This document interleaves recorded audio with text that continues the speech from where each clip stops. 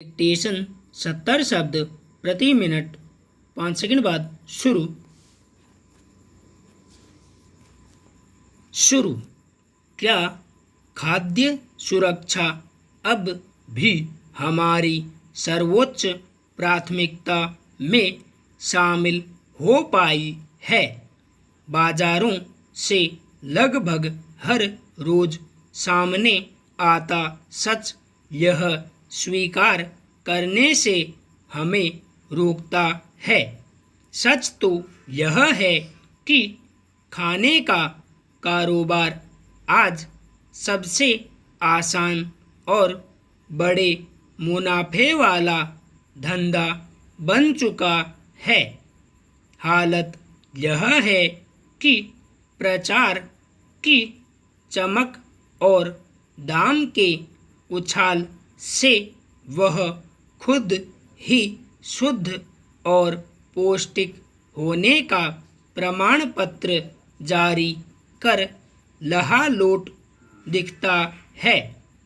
Food safety and drug administration सहित तमाम सरकारी विभाग तो जैसे आंखें मूंद कर सब कुछ देखते रहने के लिए ही बने हैं। मिलावट का यह धंधा नया नहीं, इस पर इतनी बातें हो चुकी हैं कि अब तक तो इस बुराई को खत्म ही हो जाना था, लेकिन प्रशासन की बेरुखी और कठोर दंड विधान की कमी ने इसके कारोबारियों को बेखौफ बना दिया। रिसर्च बताती है कि हमारे सरसों के तेल के बाजार का 70% मिलावटखोरों के कब्जे में है और ये ऐसी चीज़ें मिला रहे हैं जो छोटी मोटी बीमारी तो दूर, शरीर में कैंसर कोशिकाएं भी अकारण विकसित करने का कारण बन रही है। ये हार्ट अटैक का कारण भी बन रही हैं। यह सब उस ब्रांडेड सरसों तेल में हो रहा है जिसके लिए मोटा दाम चुकाते वक्त आप और हम यह मान लेते हैं कि महंगा है तो अच्छा ही होगा। लगातार 2 मानसून के कमज़ोर रहने का भीषण असर अब देश के कई हिस्सों में देखने को मिल रहा है। अभी गर्मी ने दस्तक ही दी है कि कई प्रदेशों में पानी का गंभीर संकट खड़ा हो गया है। महाराष्ट्र में हालात खास चिंताजनक हैं। राज्य में कुछ जगहों से पानी की राशनिंग की खबरें आई हैं। तीर्थ स्थल नासिक में गोदावरी तट पर मौजूद मशहूर स्नान घाट रामकुंड सूख गया है।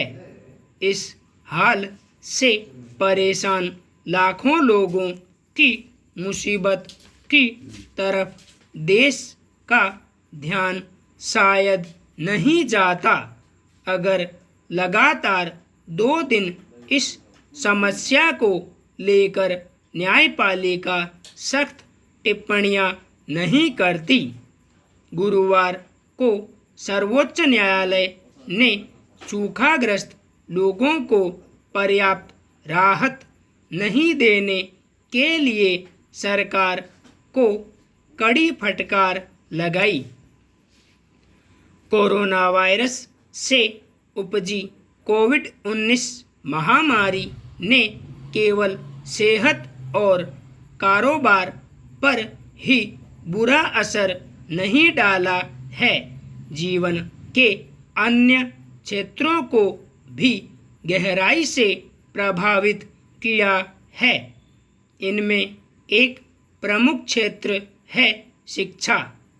चीन से उपजी इस महामारी ने पूरी दुनिया को जिस बड़े पैमाने पर अपनी चपेट में लिया, उसका सामना करने के लिए कोई भी देश तैयार नहीं था।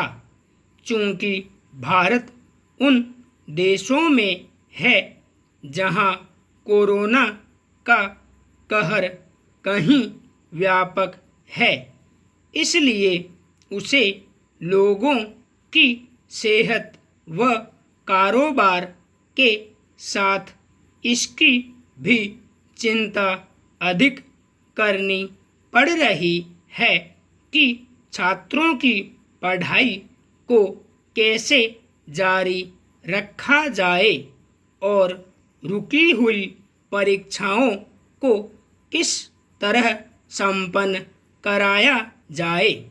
अब जब यह स्पष्ट है कि ऑनलाइन अध्ययन परंपरागत पठन पाठन का विकल्प नहीं बन सकता और ज़्यादा से ज़्यादा उसमें सहायक ही बन सकता है, तब फिर छात्रों, शिक्षकों, अभिभावकों और शिक्षा प्रशासकों को इस पर गहन मंथन करना होगा कि मौजूदा चुनौतियों का सामना कैसे किया जाए।